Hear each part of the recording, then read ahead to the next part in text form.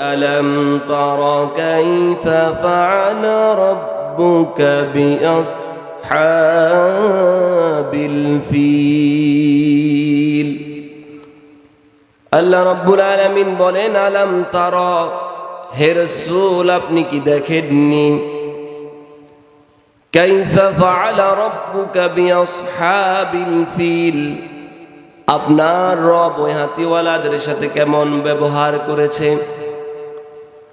ওই হস্তি বাহিনীর সাথে আপনার রব কেমন ব্যবহার করেছে আলাম তারা হে রাসূল আপনি কি দেখেননি যেই ঘটনার দিকে আল্লাহ রাব্বুল আলামিন রাসূলকে ইঙ্গিত করছেন এই ঘটনাটা রাসূলের জন্মেরও 50 দিন পূর্বে হয়েছে এখন কোন একটা ঘটনা যদি কারো জন্মের আগে হয় ওই ঘটনা ওই ব্যক্তি দেখা সম্ভব কথা বলেন কারো জন্মের আগে যদি কোথাও কোনো ঘটনা ঘটে সেটা কি দেখা সম্ভব কিন্তু আল্লাহ তাআলা বলছেন রাসূলকে আলাম তারা হে রাসূল আপনি কি দেখেননি এখানে আল্লাহ তাআলা বলতে পারতেন আলাম তাসমা হে রাসূল আপনি কি শুনেননি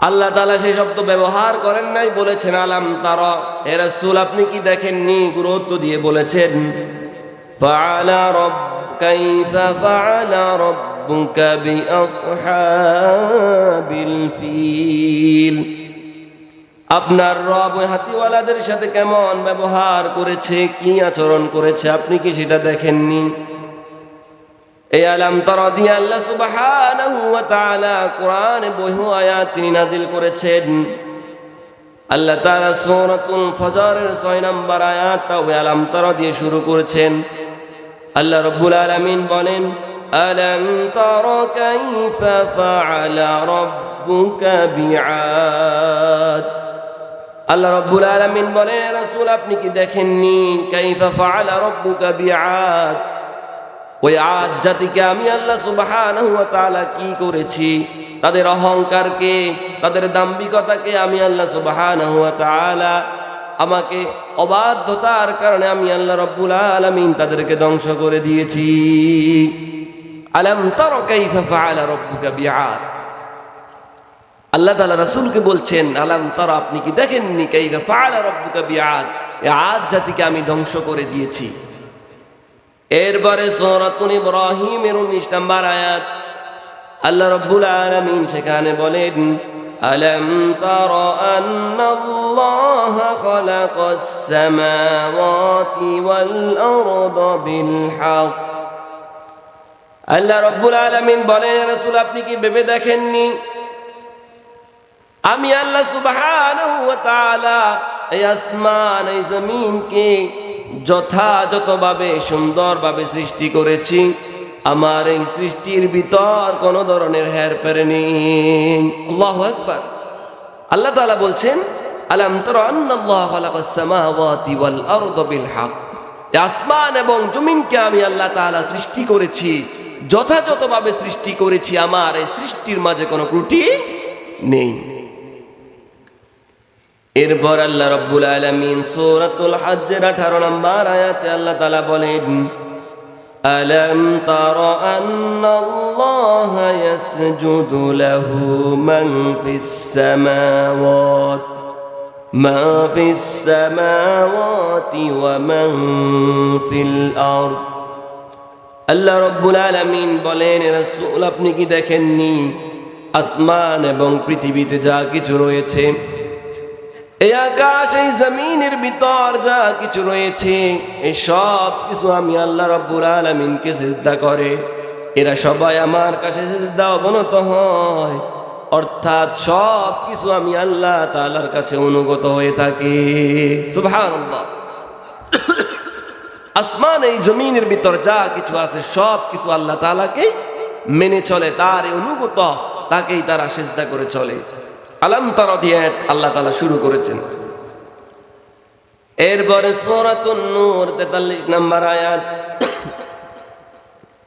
আল্লাহ রাব্বুল আলামিন বলেন আলাম তারা আন্নাল্লাহা ইউসজি সাহাবান সুম্মা ইউআল্লিফু বাইনাহু ثم يجعله ركاما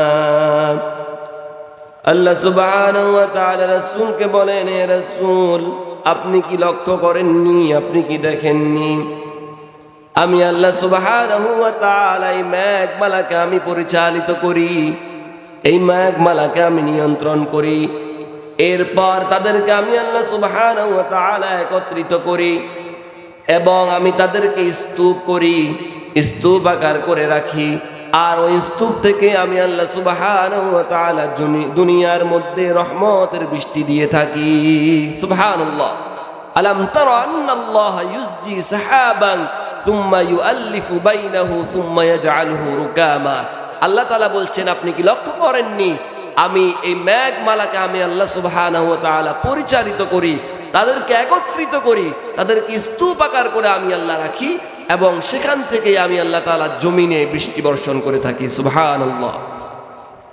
এরপর আল্লাহ রাব্বুল আলামিন সূরাতুল লুকমানের 20 নম্বর আয়াতে বলেন, আলাম তারা আন্নাল্লাহা সাখখারা লাকুম মা ফিস সামাওয়াতি ওয়া মা ফিল আরদ وأسبغ عليكم نعمه ظاهرة وباطنة।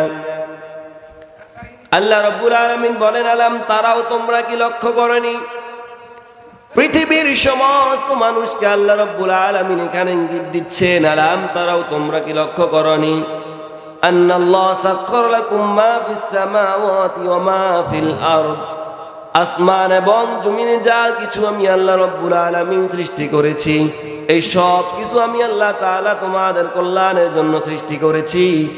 ওয়াসবাগা আলাইকুম নি'আমাহু যাহিরাতাও ওয়া বাতিনা, এবং আমি আল্লাহ রাব্বুল আলামিন তোমাদের উপর আমার প্রকাশ্য এবং অপ্রকাশ্য সব ধরনের নিয়ামতকে আমি আল্লাহ তাআলা পরিপূর্ণ করে দিয়েছি। সুবহানাল্লাহ। আল্লাহ তাআলা বলছেন, আপনার আমার উপর আসমান এই জমিনে যা কিছু সৃষ্টি করেছেন এগুলো আমাদের কল্যাণের জন্য সৃষ্টি করেছেন এবং আমাদের উপর তার প্রকাশ্য এবং অপ্রকাশ্য সব ধরনের নিয়ামতকে আল্লাহ তাআলা আমাদের উপর পরিপূর্ণ করে দিয়েছেন। বলি সুবহানাল্লাহ। এরপর সূরাতুল লুকমানের 29 নম্বর আয়াত আল্লাহ রাব্বুল আলামিন বলেন, আলাম তারা আন্নাল্লাহা ইউলিজুল লাইলা ফিন নাহারি ওয়া ইউলিজুন নাহারা ফিল লাইল। আল্লাহ রাব্বুল আলামিন বলেন, আপনি কি দেখেননি, এই যে দিন, দিনের পর রাত, রাতের পর আবার দিন, আমি আল্লাহ সুবহানাহু ওয়া তাআলা এই রাতকে দিনের মধ্যে প্রবেশ করাই এবং দিনকে আমি আল্লাহ তাআলা এই রাতের মধ্যে প্রবেশ করিয়ে থাকি। সুবহানাল্লাহ। এই যে একটার পর একটা আসতেছে, রাতের পর দিন, দিনের পর রাত, এগুলো কে নিয়ন্ত্রণ করেন? জবাব আসতে হলো কে? আল্লাহ। এই যে আল্লাহ সুবহানাহু ওয়া তাআলা প্রত্যেকটা আয়াতের শুরুতে তিনি আলাম তারা ব্যবহার করেছেন, তোমরা লক্ষ্য করনি, আপনি দেখেননি, আপনি কি ভাবেননি, এই শব্দগুলো দিয়ে আল্লাহ তাআলা আয়াতগুলো নাজিল করলেন। ঠিক এভাবে আল্লাহ রাব্বুল আলামিন সূরাতুল ফিল, এই সূরাতুল ফিলটাকে আল্লাহ রাব্বুল আলামিন আলাম তারা শব্দ দিয়ে নাজিল করেছেন। আল্লাহ তাআলা বলেন, আলাম তারা, হে রাসূল, আপনি কি দেখেননি, কাইফা ফাআলা রাব্বুকা বিআসহাবিল ফিল, আমি আল্লাহ রাব্বুল আলামিন আব্রাহার সঙ্গে কি ব্যবহার করেছি, ওই হস্তি বাহিনীর সঙ্গে আমি আল্লাহ রাব্বুল আলামিন কি ধরনের আচরণ করেছি, আপনি কি সেটা দেখেননি? আল্লাহ তাআলা কোন ঘটনার দিকে ইঙ্গিত করেছেন জানার প্রয়োজন আছে না নাই? কথা বলেন, কোন ঘটনার দিকে ইঙ্গিত করেছেন জানতে চান তো? চান না মনে হয়, জানতে চান? এবার আসুন, আল্লাহ রাব্বুল আলামিন কোন ঘটনার দিকে ইঙ্গিত করেছে শুনুন। প্রেক্ষাপটটা শুনলে আপনারা বুঝতে পারবেন সূরাতুল ফিল কেন নাজিল হয়েছে। প্রেক্ষাপটটা ছিল এমন, তখনকার ইয়ামেনের বাদশা ছিল আব্রাহা। ওই আব্রাহা দেখলো সারা আরবের মানুষগুলো প্রতি বছর মক্কায় গিয়ে কাবা তাওয়াফ করে, এটা ছিল তাদের ধর্মীয় কেন্দ্রস্থল। আব্রাহা চিন্তা করলো ওই কাবা তো জীর্ণ শীর্ণ হয়ে গিয়েছে।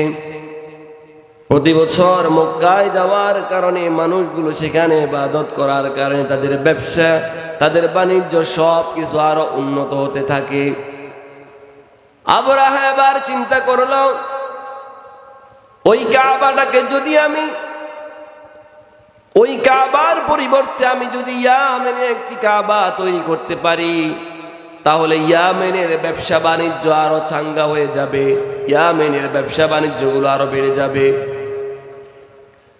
আব্রাহা সেটা চিন্তা করে ইয়ামেনের রাজধানী সানায় আল কুল্লাইস নামে একটি অত্যন্ত জাঁকজমকপূর্ণ একটি গির্জা সেই তৈরি করলো, একটি কাবা সেই তৈরি করেছে। ওই কাবাটা তৈরি করার পর মানুষদেরকে আব্রাহা বলল, তোমরা আজকে থেকে ওই মক্কার কাবায় যেতে পারবে না, সেখানে তোমরা আর ইবাদত করতে পারবে না। আজকে থেকে আমি আব্রাহা যেই কাবা নির্মাণ করেছি, তোমরা এই কাবার ভিতর তোমরা তাওয়াফ করবে, ওই কাবায় তোমরা যেতে পারবে না। আব্রাহার কাবা নির্মাণের ঘটনাটা যখন আরববাসী জানলো, জানার পর আরবের কিছু কিছু মানুষ খুব রাগে ক্ষোভে ফেটে উঠল। সেখান থেকে আরবের একটি গোত্র ছিল কেনানা, ওই কেনানা গোত্রের একজন লোক মতান্তরে আরো কিছু লোক নিয়ে, কিছু গোত্র নিয়ে তারা ইয়ামেনে চলে যায়। ইয়ামেনে যাওয়ার পর আব্রাহা যেই নতুন কাবা তৈরি করেছে, ওই কাবার ভিতর তারা পায়খানা করে চলে আসে। ওই কাবাটাকে তারা অপবিত্র করে ফেলে, ওই কাবাকে তারা নাপাক করে ফেলে। এবার সকালবেলায় আব্রাহা যখন জানতে পারলো তার কাবার ভিতরকে যেন মলত্যাগ করে চলে গিয়েছে, আব্রাহা সেটা শোনার পর তার মাথা বড্ড খারাপ। আব্রাহা রাগে ক্ষোভে ফেটে উঠল, শপথ করলো মক্কায় যে কাবা রয়েছে এই কাবাটাকে সে ধ্বংস করে দেবে। সে শপথ করলো। নিজের গির্জার এই অপমান দেখে আব্রাহার সহ্য করতে পারল না। আব্রাহা এবার তার ৬০,০০০ সৈন্য এবং ১৩টি হাতি, মতান্তরে ৯টি হাতি, এই বিশাল বাহিনী নিয়ে মক্কার দিকে রওনা করলো। মক্কার দিকে যখন রওনা করলো, প্রতিমধ্যে তাকে ২টি গোত্র বাধা প্রদান করলো। কয়টি? জোরে বলেন। ২টি গোত্র তাকে বাধা প্রদান করলো এবং একটি গোত্র তার সাথে সমঝোতা করলো। ওই ২টি গোত্রের প্রথম গোত্র ছিল জুনুফার, ইয়ামেনী নেতা। ওই জুনুফার তার গোত্রকে নিয়ে আব্রাহার সঙ্গে বিশাল যুদ্ধ চলল, কিন্তু আব্রাহার এই বিশাল বাহিনীর কাছে এই জুনুফারের গোত্র জিততে পারে নাই। যুদ্ধে তারা পরাজিত হয়ে গিয়েছে। যুদ্ধে পরাজিত হওয়ার পর এবার জুনুফার আব্রাহাকে বলে, তুমি আমাকে মেরো না, আমাকে তোমার সঙ্গে রাখো, আমাকে তোমার সঙ্গে রাখলে তোমার উপকারী হবে, ক্ষতি হবে না। আব্রাহা তাকে সঙ্গে নিয়ে এলো। ২ নাম্বার গোত্র আব্রাহা যখন খাসআম নামক জায়গায় যখন আব্রাহা আসলো, আসার পর নুফাইল বিন হাবিব নামে একজন খাসআমি তার গোত্রকে নিয়ে আরো ২টা গোত্র সঙ্গে নিয়েছে। আব্রাহার সঙ্গে তারা তুমুল যুদ্ধে লেগে গেল, কিন্তু আব্রাহার এই বিশাল বাহিনীর কাছে তারাও জিততে পারল না। যুদ্ধে তারা হেরে গিয়েছে। যুদ্ধে হেরে যাওয়ার পর এবার আব্রাহা যখন তার হস্তি বাহিনী নিয়ে যখন সে তায়েফের ময়দানে আসলো, তায়েফে আসার পর সেখানে একজন নেতা ছিল সাকিব গোত্রের নেতা মাসুদ বিন মুআত্তিব। দেখলেন আব্রাহাকে থামানো অসম্ভব। এর পূর্বেও তার সঙ্গে ২টি গোত্র যুদ্ধ করেছে, তারা কিন্তু জিততে পারেনি। মাসুদ বিন মুআত্তিব চিন্তা করলো, আব্রাহার সঙ্গে যুদ্ধ করে কোনো লাভ নেই, তার সঙ্গে আমরা পেরে উঠবো না, বরং তার সাথে সমঝোতা করাই উত্তম। আজও বাংলাদেশে দেখবেন কিছু কিছু আলেম বছরের পর বছর জেলখানা থাকে, জালেম মানুষের উপর অত্যাচার করে, এক শ্রেণীর আলেম জালেমদের সঙ্গে তারা সমাজতা করে, তারা দেশে বসবাস করে, ঠিক কি না? এরকম আলেম আছে না নাই? কথা বলেন। আছে। সরকারি আলেম, অর্থাৎ গোল আলু ছিলেন তো, গোল আলু, এ গোল আলু সব তরকারির সাথে যায় না, মাছের সাথেও যায়, গোশের সাথেও যায়, সবজির সাথেও যায়, যায় কি যায় না? যায়। এই আলেমগুলো হলো এরকম, সব জায়গায় তারা আছে। আব্রাহা যখন এখানে আসলো 3 নাম্বার গোত্রের মাসউদ বিন মুআত্তিব আব্রাহার সঙ্গে সমঝোতা করলো। আব্রাহাকে বলে, ও বাদশাহ, আপনি তো মক্কায় যাচ্ছেন কাবাকে ধ্বংস করার জন্য, আরবে যাচ্ছেন কাবা ধ্বংস করার জন্য, আপনার সাথে আমাদের কোনো শত্রুতা নেই। আব্রাহাকে সে বলল, আপনার সঙ্গে আমাদের কোনো শত্রুতা নাই। তার কারণ ছিল, কাবার ভিতর 360টা মূর্তি ছিল। আব্দুল মুত্তালিব নিজেও মূর্তির পূজা করত, কিন্তু আব্দুল মুত্তালিব ভালো করেই জানে যে 360টা মূর্তি কাবার ভিতর রয়েছে, এরা আমার কথা শুনতেও পারবে না, তারা নিজেরাও কিছু বলতে পারবে না, একমাত্র হেফাজত করার মালিক হলেন আমার আল্লাহ, ঠিক কি না? যখন আব্দুল মুত্তালিব যখন কাবার দরজা ধরে দোয়া করে আল্লাহর কাছে, আপনি আপনার ঘরকে হেফাজত করুন, আব্দুল মুত্তালিব কিন্তু তখন ইমানদার ছিল না, সে কিন্তু মূর্তির পূজাই করত, এবং কাবার ভিতর তখন 360টা মূর্তিও ছিল। কিন্তু তাদের কাছে আব্দুল মুত্তালিব প্রার্থনা করেন নাই, প্রার্থনা করেছেন কার কাছে? জোরে বলেন, আল্লাহর কাছে। আব্দুল মুত্তালিব এবার প্রার্থনা করে পাহাড়ের চূড়ায় উঠলেন। সকলে মিলে পাহাড়ের চূড়ায় উঠার পর পরদিন সকালে আব্রাহা তার সৈন্যবাহিনী নিয়ে এসে আব্রাহা এবার প্রবেশ করলো ওয়াদি মুহাসসার নামক জায়গায়। আসার পর তার যে হস্তি বাহিনী, যার যে হাতিগুলো ছিল, ওই হাতিগুলোর যেই লিডার ছিল, ওই হাতির নাম ছিল মাহমুদ। কি নাম বলেন? মাহমুদ। ওই মাহমুদ নামক হাতিটা ওয়াদি মুহাসসার নামক জায়গায় এসে হাঁটু গেড়ে বসে যায়। ওই হাতিটার সামনের দিকে আগাতে চায় না। ওই হাতিটার উপর এত নির্যাতন, এত মারধর করা হয়, কিন্তু হাতিটা সামনের দিকে আগাতে চায় না, সেখানেই হাঁটু গেড়ে বসে রয়েছে।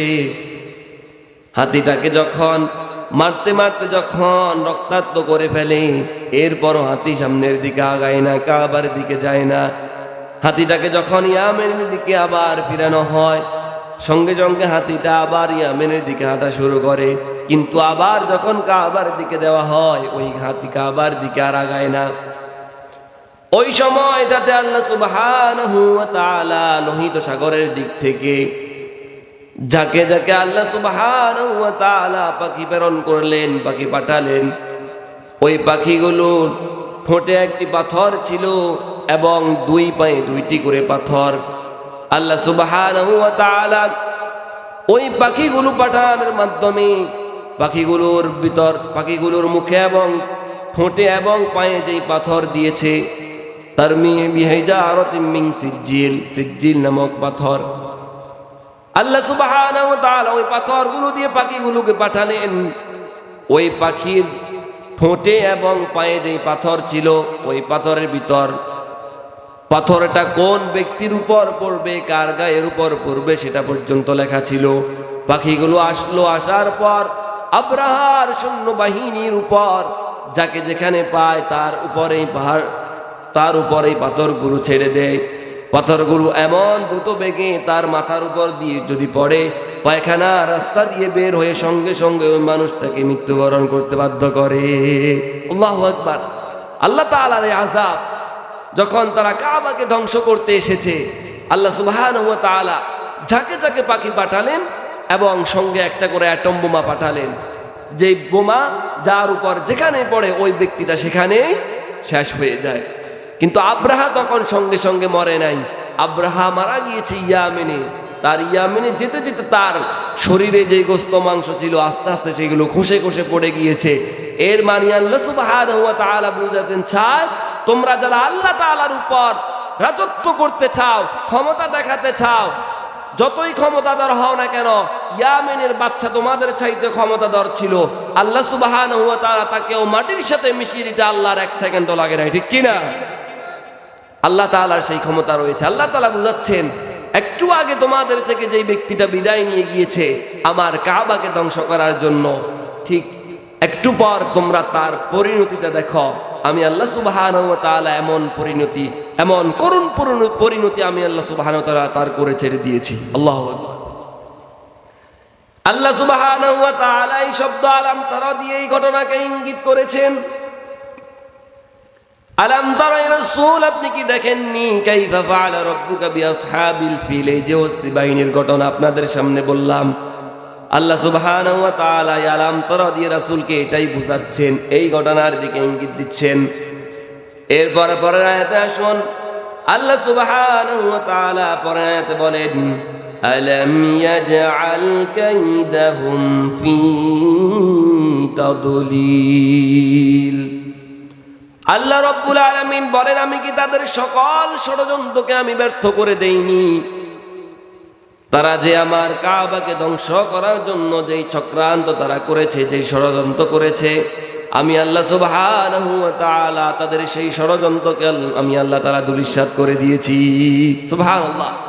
আব্রাহা যেই শপথ নিয়ে এসেছিল, যেই পরিকল্পনা, যেই ষড়যন্ত্র নিয়ে এসেছিল, আল্লাহ সুবহানাহু ওয়া তাআলা এই ষড়যন্ত্রকে ব্যর্থ করে দিয়েছেন। সুবহানাল্লাহ।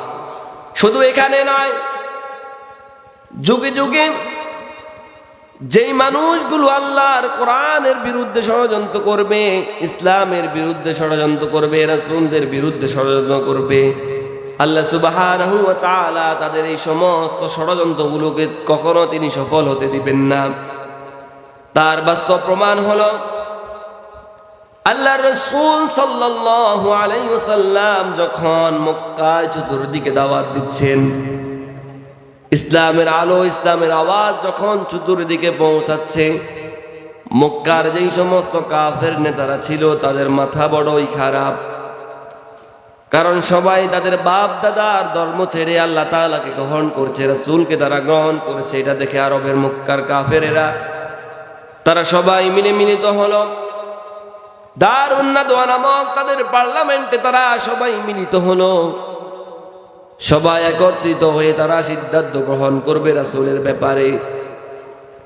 মক্কার ওই নেতারা যখন দারুন নাদওয়ায় যখন তারা সভা করতে বসেছিল, ওই সভায় তারা ছাড়া আরো একজন ছিল, সে ছিল শয়তান।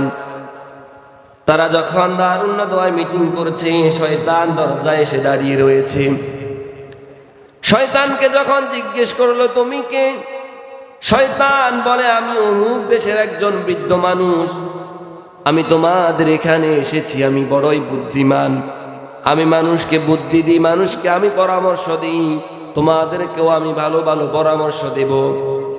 শয়তান যখন আরবের কাফেরদের সর্দারকে যখন শয়তান যখন এই কথা বলল, এবার আরবের কাফের নেতারা শয়তানকে বলল, ঠিক আছে তুমিও ভিতরে আসো। সবাই মিলে দারুন নাদওয়ায় আবার মিটিং করতেছে, রাসূলকে কিভাবে কি করা যায়, রাসূলের ব্যাপারে কি সিদ্ধান্ত নেওয়া যায়। সবাই মিলে এবার মিটিং এ বসেছে। তাদের মধ্য থেকে সর্বপ্রথম যেই প্রস্তাব আসা হলো, সেই প্রস্তাবটা ছিল আল্লাহর রাসূল সাল্লাল্লাহু আলাইহি সাল্লামকে তারা বন্দী করবে, রাসূলকে তারা জেলে ভরে দেবে, রাসূলকে তারা জেলে আটক করবে। ঠিক আবু জেহেলের গোষ্ঠী যেমন রাসূলকে জেলে আটকানোর পরিকল্পনা করেছে, আজকের জমিনেও যারা আল্লাহর কোরআনের কথা বলে, আল্লাহর কোরআনের পক্ষে থাকে, ইসলামের পক্ষে থাকে, ওই সমস্ত মানুষগুলোকেও জেলে ভরার জন্য দিনে দিনে চক্রান্ত হয়ে থাকে, ঠিক কি না? এখনো সেই চক্রান্ত আছে। যারা কোরআনের পক্ষে থাকে, ইসলামের পক্ষে থাকে, তাদের বিরুদ্ধে চক্রান্ত ছিল, আছে, ভবিষ্যতেও থাকবে।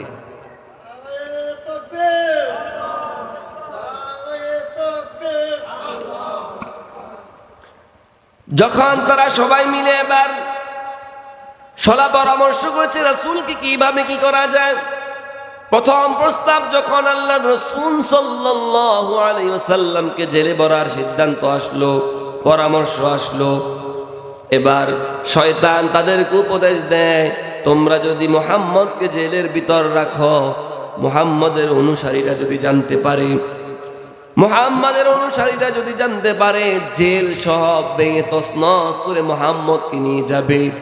মুহাম্মদকে তোমরা জেলের ভিতর আটকে রাখতে পারবে না। ঠিক আছে, তাদের এই পরামর্শটা ব্যর্থ হলো। 2 নাম্বার, তারা পরামর্শ দিল আল্লাহর রাসূল সাল্লাল্লাহু আলাইহি ওয়াসাল্লামকে তারা দেশ থেকে বের করে দেবে।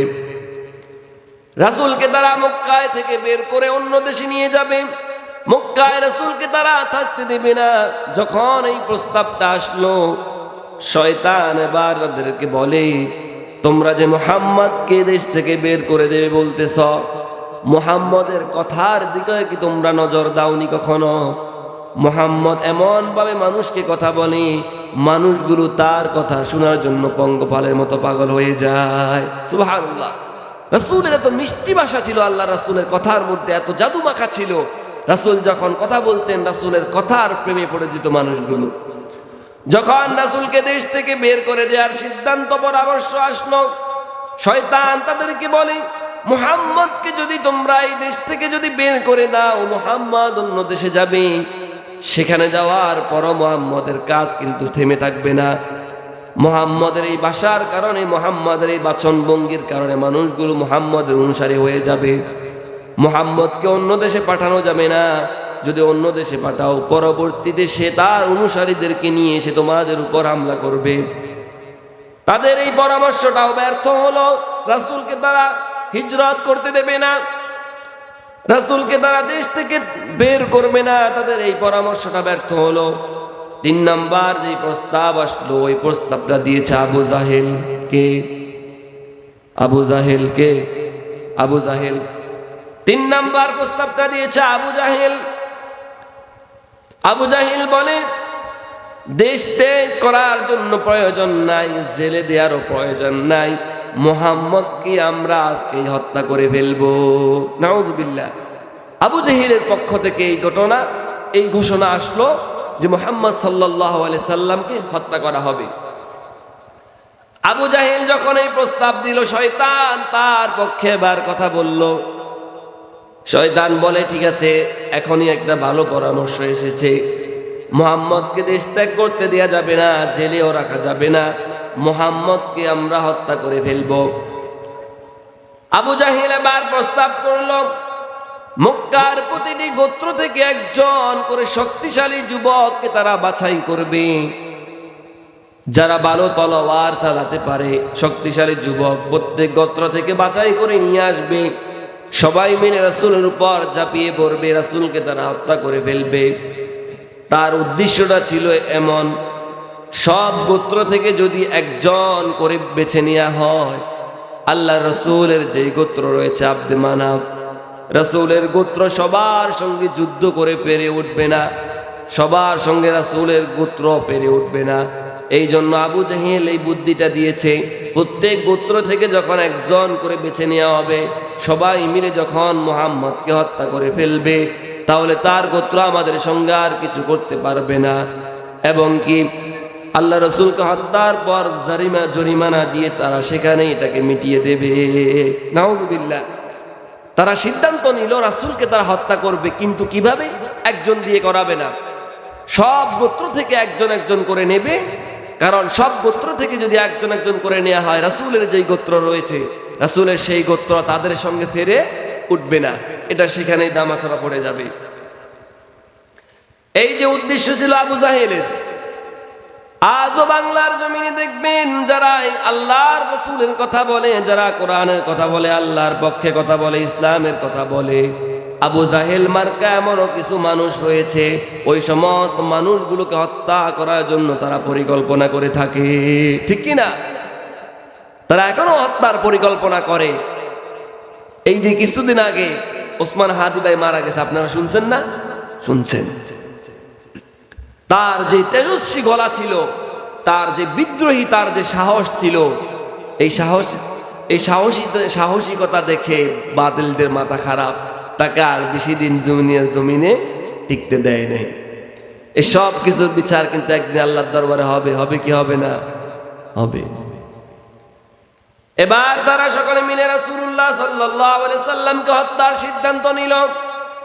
জিবরাইল আমিন এসে আল্লাহ রাসূল সাল্লাল্লাহু আলাইহি সাল্লামকে এসে বললেন, ইয়া রাসূলুল্লাহ, খবর রয়েছে আল্লাহ তাআলা আমাকে আপনার কাছে পাঠিয়েছেন, আপনাকে আজকে রাতে হিজরত করতে হবে, আপনাকে আজকেই মক্কা ত্যাগ করে মদিনায় চলে যেতে হবে, হিজরতের জন্য আপনি প্রস্তুতি নেন। জিবরিল এসে যখন রাসূলকে এই কথা বলল, আপনাকে দেশ ত্যাগ করতে হবে, হিজরত করতে হবে, আল্লাহ রাসূল সাল্লাল্লাহু আলাইহি ওয়াসাল্লাম শত্রুদেরকে বিভ্রান্ত করার জন্য এবং মক্কার কিছু মানুষের কিছু আমানত রাসূলের কাছে ছিল, এই আমানতগুলো বুঝিয়ে দেওয়ার জন্য আল্লাহ রাসূল সাল্লাল্লাহু আলাইহি সাল্লাম হযরত আলী রাদিয়াল্লাহু তাআলা আনহুকে ডেকে বললেন, ও আলী, আজকে তুমি রাত্রে আমার বিছানায় ঘুমাবে, আজকে রাত্রে তুমি আমার বিছানায় ঘুমাবে। এই যে আমার সবুজ চাদর যেটা রয়েছে, এই চাদর গায়ে দিয়ে তুমি ঘুমাবে, তাহলে কেউ তোমার কোনো ক্ষতি করতে পারবে না। লক্ষ্য করলে বুঝবেন রাসূলুল্লাহ সাল্লাল্লাহু আলাইহি সাল্লামের কাছে যে আমানতগুলো মানুষের ছিল, আল্লাহ রাসূল সাল্লাল্লাহু আলাইহি ওয়াসাল্লাম আমানতগুলো আলী রাদিয়াল্লাহু তাআলা আনহু হাতে দিয়ে বলেন, ও আলী, আগামীকাল যখন সকাল হবে, যখন ভোর হয়ে যাবে, মানুষের যেই সমস্ত আমানত মানুষ আমার কাছে দিয়ে গিয়েছিল, এই আমানতগুলো আমি তোমার কাছে দিয়ে যাচ্ছি, যার যার জিনিস তার হাতে তুমি সকালে বুঝিয়ে দেবে। আল্লাহু আকবার। আল্লাহ রাসূল সাল্লাল্লাহু আলাইহি সাল্লামের আমানতদারিতা এত কঠিন ছিল, রাসূল এই কঠিন মুহূর্তেও মানুষের আমানতের কথা ভুলেন নাই। কিন্তু আমাদের বর্তমান দেশের যে অবস্থা, 1 ঘন্টা আগে যদি কারো কাছে কোনো আমানত রাখা যায়, 1 ঘন্টা পরে এসে আর এই জিনিসটা পাওয়া যায় না। এই কঠিন মুহূর্তেও আল্লাহ রাসূল সাল্লাল্লাহু আলাইহি সাল্লাম আমানতদারিতার কথা ভুলেন নাই। রাসূল হযরত আলী রাদিয়াল্লাহু তাআলা আনহু কি তার কাছে আমানতের যেই সমস্ত জিনিসগুলো ছিল, রাসূল তার কাছে দিয়ে গিয়েছে এবং বলেছে পরের দিন সকালবেলায় যার জিনিস তাকে বুঝিয়ে দেবে। রাত্র যখন গভীর হয়, আবু জাহেল যে পরিকল্পনা করেছে, তার দল বল নিয়ে আল্লাহর রাসূল সাল্লাল্লাহু আলাইহি ওয়াসাল্লামকে হত্যা করার জন্য এসেছে। রাত্রিবেলায় তারা উকি দিয়ে দেখে রাসূলের বিছানায় কে যেন শুয়ে আছে, কেউ একজন শুয়ে আছে, এটা ভেবে তারা মনে করেছিল রাসূল বিছানার ভিতরে শুয়ে আছেন। ওই সময় আল্লাহর রাসূল সাল্লাল্লাহু আলাইহি ওয়াসাল্লাম সুযোগ বুঝে তিনি এক মুষ্টি মাটি, এক মুষ্টি ধুলাবালি তার হাতের উপর নিলেন। তার হাতের উপর নেয়ার পর সূরাতুল ইয়াসিনের 1 থেকে 9 নম্বর আয়াত পর্যন্ত তেলাওয়াত করলেন। তেলাওয়াত করার পর ওই ধুলাবালির মধ্যে আল্লাহ রাসূল ফুৎকার দিলেন। ফুৎকার দেওয়ার পর যারা রাসূলকে হত্যা করার জন্য এসেছে, আল্লাহর রাসূল তাদের মুখে এবং তাদের মাথার উপর ছিটিয়ে দিলেন। আল্লাহ রাসূল যখন তাদের দিকে এই ধুলাবালিগুলো ছিটিয়ে দিলেন, রাসূল তাদের সামনে দিয়ে বের হয়ে গিয়েছে। তারা কেউ আল্লাহর রাসূলকে আর দেখতে পায় না। সুবহানাল্লাহ। তারা যখন রাসূলকে হত্যা করতে এসেছে, আল্লাহ রাসূল সাল্লাল্লাহু আলাইহি ওয়াসাল্লাম তখন এক মুষ্টি মাটি অথবা ধুলাবালি তার হাতে নিলেন। নেয়ার পর সূরাতুল ইয়াসিনের প্রথম 9টি আয়াত, 1 থেকে 9টি আয়াত তিনি তেলাওয়াত করেছেন। তেলাওয়াত করার পর এগুলোতে ফুৎকার দিয়ে এগুলো তাদের দিকে ছুড়ে দিলেন। তাদের চোখ এবং মস্তিষ্ককে আল্লাহ সুবহানাহু ওয়া তাআলা সাময়িক অকেজ করে দিয়েছেন, যার কারণে রাসূল তাদের সামনে দিয়ে চলে গিয়েছে, কিন্তু তারা কেউ রাসূলকে আর দেখে নাই। তারা টেরই পায় নাই যে রাসূল চলে গিয়েছে। আল্লাহ রাসূল সাল্লাল্লাহু আলাইহি সাল্লাম তাদের সামনে দিয়ে চলে গিয়েছেন, তারা কেউ বুঝতে পারে নাই। পরে একজন ব্যক্তি এসে তাদেরকে বলে, তোমাদের মাথার উপর এগুলা কি? এই ধুলাবালি কোত্থেকে আসছে? তখন তাদের স্মরণে এসেছে। তারা ভাবলো, কিরে আমাদের মাথার উপরে ধুলাবালি কোত্থেকে আসে? তাদেরকে যখন জিজ্ঞেস করা হলো এখানে কি করো, তারা বলে রাসূলকে হত্যা করতে এসেছে। প্রকৃতপক্ষে আল্লাহর রাসূল সাল্লাল্লাহু আলাইহি সাল্লাম যে তাদের সামনে দিয়ে চলে গিয়েছেন, তারা কেউ এটা বিন্দু পরিমাণও আঁচ করতে পারে না। সুবহানাল্লাহ। কিভাবে গিয়েছেন আল্লাহ রাব্বুল আলামিন সূরাতুল ইয়াসিনের 9 নম্বর আয়াতে বলেন, ওয়াজআলনা মিন বাইনি আইদিহিম সাদ্দাও ওয়া মিন খালফিহিম সাদ্দা ফাআগশাইনাহুম ফাহুম লা ইউবসিরুন। আল্লাহ সুবহানাহু ওয়া তাআলা বলেন, আপনি যখন তাদের দিকে এই ধুলাবালিগুলো ছিটিয়ে দিয়েছেন, তাদের সামনে এবং পিছনে আমি আল্লাহ সুবহানাহু ওয়া তাআলা প্রাচীর তৈরি করে দিয়েছি। তাদের সামনে এবং পিছনে আমি আল্লাহ তাআলা দেয়াল তৈরি করে দিয়েছি। তাদের চোখগুলোকে আমি আল্লাহ তাআলা আবৃত করে দিয়েছি, ঢেকে দিয়েছি। পরিশেষে এর কারণে তারা আপনাকে দেখতে পায়নি, আপনি সেখান থেকে বেরিয়ে চলে এসেছেন। সুবহানাল্লাহ। আল্লাহ তাআলা বলছেন, আপনি যখন এগুলো তাদের দিকে ছুড়ে মেরেছেন, আমি তাদের সামনে এবং পিছনে আমি দেয়াল তৈরি করে দিয়েছি, প্রাচীর তৈরি করে দিয়েছি, যার কারণে তারা আপনাকে আর দেখতে পায়নি। সুবহানাল্লাহ। আল্লাহ সুবহানাহু ওয়া তাআলা ঘটনাটা কোরআনে বলেন, وَإِذْ يَمْكُرُ بِكَ الَّذِينَ كَفَرُوا لِيُثْبِتُوكَ أَوْ يَقْتُلُوكَ أَوْ يُخْرِجُوكَ وَيَمْكُرُونَ وَيَمْكُرُ اللَّهُ وَاللَّهُ خَيْرُ الْمَاكِرِينَ। আল্লাহ রাব্বুল আলামিন বলেন, রাসূল আপনি স্মরণ করুন, ওয়াইদ ইয়ামকুরু বিকাল্লাযীনা কাফারু, কাফেররা যখন আপনার বিরুদ্ধে ষড়যন্ত্র করেছে, ওয়াইদ ইয়ামকুরু বিকাল্লাযীনা কাফারু লিয়ুসবিতুকা, তারা আপনার বিরুদ্ধে ষড়যন্ত্র করেছে, তারা আপনাকে জেলে বন্দী করবে, আপনাকে তারা আটকে রাখবে জেলের ভিতর। আও ইয়াকতুলুক, অথবা তারা পরামর্শ করেছে আপনাকে হত্যা করবে। আও ইউখরিজুক, অথবা তারা পরামর্শ করেছে আপনাকে দেশ থেকে বের করে দেবে। ওয়ায়ামকুরুন, তারা এই ষড়যন্ত্র এঁকেছে, তারা এই ষড়যন্ত্রটা করেছে। ওয়ায়ামকুরুল্লাহ, আর আমি আল্লাহ তাআলাও বসে নাই, আমি আল্লাহ সুবহানাহু ওয়া তাআলা তাদের বিরুদ্ধেও আমি আল্লাহ তাআলার কৌশল রেখেছি। সুবহানাল্লাহ। ওয়াইদ ইয়ামকুরু বিকাল্লাযীনা কাফারু লিয়ুসবিতুকা আও ইয়াকতুলুকা আও ইউখরিজুক, তারা রাসূলের বিরুদ্ধে ষড়যন্ত্র করেছে। আল্লাহ তাআলা বলেন, ওয়ায়ামকুরুল্লাহ, আর আমি আল্লাহ তাআলাও বসে নাই, আমারও কৌশল রয়েছে। ওয়াল্লাহু খায়রুল মাকিরিন, আর আমার কৌশলের সামনে অন্য কোন মানুষের, কোন জাতির ষড়যন্ত্র আমার কৌশলের সামনে দাঁড়াতে পারে না। সুবহানাল্লাহ। এভাবে আল্লাহ সুবহানাহু ওয়া তাআলা যুগে যুগে তাদের এই সমস্ত ষড়যন্ত্রগুলোকে তিনি ব্যর্থ করে দিয়েছেন। আল্লাহ তাআলা যুগে যুগে কাফের মুশরিকদের যে ষড়যন্ত্র ব্যর্থ করেছেন, সে আল্লাহ এখনো আছে না নাই? কথা বলে, আছে না নাই? আছে। আল্লাহ তাআলা, সে আল্লাহ চাইলে এখনো যারা আলেমদের বিরুদ্ধে, ইসলামের বিরুদ্ধে ষড়যন্ত্র করে, সেটাকে তিনি ব্যর্থ করে দিতে পারেন কি পারেন না? কথা বলেন, পারেন। সুতরাং যারা ইসলামের বিরুদ্ধে, কোরআনের বিরুদ্ধে ষড়যন্ত্র করা, তোমরা শুনে রাখো, ওয়ায়ামকুরুনা ওয়ায়ামকুরুল্লাহ, আমার আল্লাহর কৌশল, আমার আল্লাহর কৌশলের কাছে তোমাদের এই সমস্ত ষড়যন্ত্র কখনোই টিকতে পারবে না, পারবে না এবং পারবে না। ঠিক কি না? আল্লাহ সুবহানাহু ওয়া তাআলা এই জন্য বলেছেন, আলাম ইয়াজআল কাইদাহুম ফি তাদলিল, হে রাসূল, আমি কি তাদের সমস্ত ষড়যন্ত্রকে ব্যর্থ করে দেইনি? পরে আয়াতে আল্লাহ সুবহানাহু ওয়া তাআলা বলেন, ওয়া আরসালা আলাইহিম তায়রান আবাবিল, আমি তাদেরকে ধ্বংস করার জন্য পাঠিয়েছিলাম ঝাঁকে ঝাঁকে পাখি, এবং ওই পাখির মাধ্যমে আমি আল্লাহ সুবহানাহু ওয়া তাআলা তাদেরকে নিশ্চিহ্ন করে দিয়েছি। সুবহানাল্লাহ।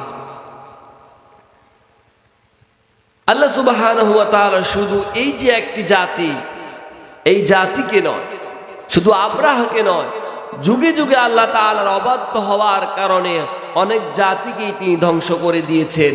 সেগুলো আল্লাহ তাআলা কোরআনে বহু জায়গায় তিনি নোট করে দিয়েছেন। তাদের মধ্যে একটা জাতি ছিল হযরত নূহ আলাইহিস সালাম। হযরত নূহের নাম শুনেছেন তো আপনারা? শুনেন নাই?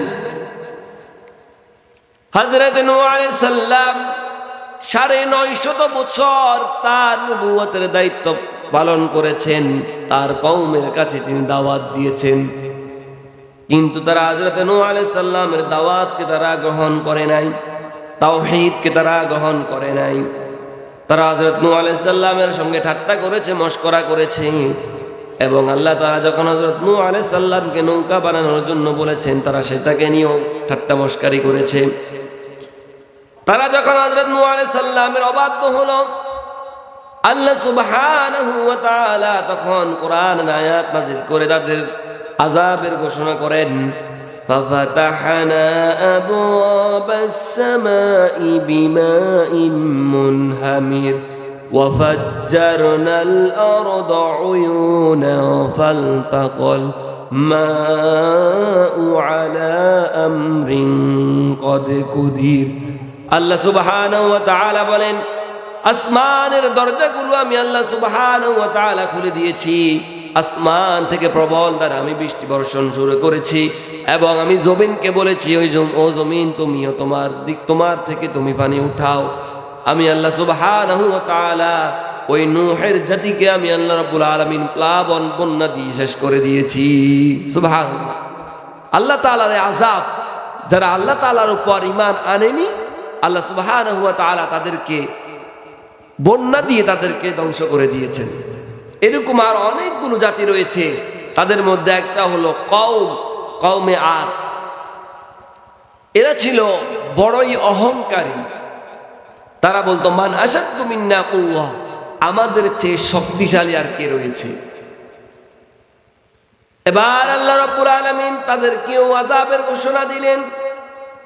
আল্লাহ রাব্বুল আলামিন বলেন, سخرها عليهم 7 ليال و8 أيام حسوما فترى القوم فيها صرعا كأنهم أعجاز نخل خاوية।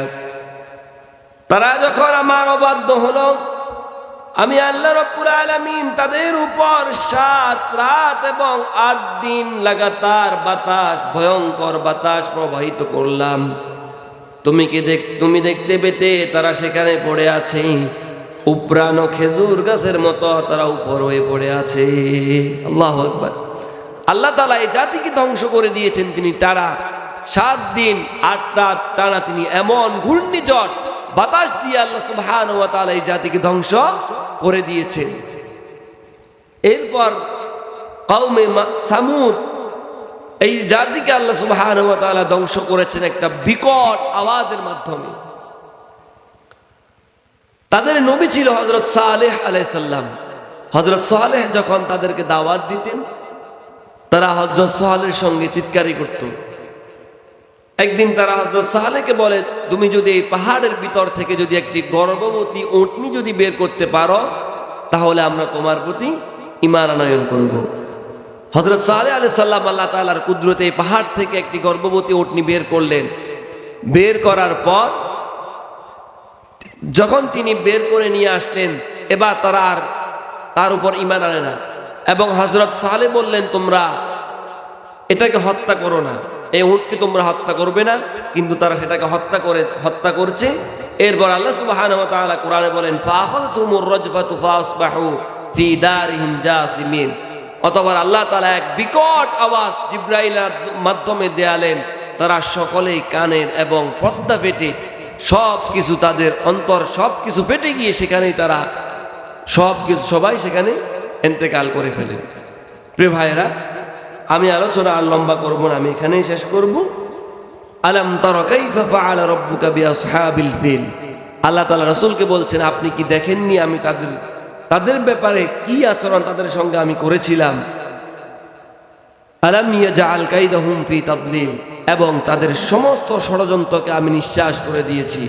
ওয়া আরসালা আলাইহিম তায়রান আবাবিল, এবং ঝাঁকে ঝাঁকে পাখি আমি তাদের উপর প্রেরণ করেছি। তারমিহিম বিহিজারাতিম মিন সিজ্জিল, এবং পাখিগুলো নিয়ে এসেছিল সিজ্জিল নামক বোমা, সিজ্জিল নামক পাথর।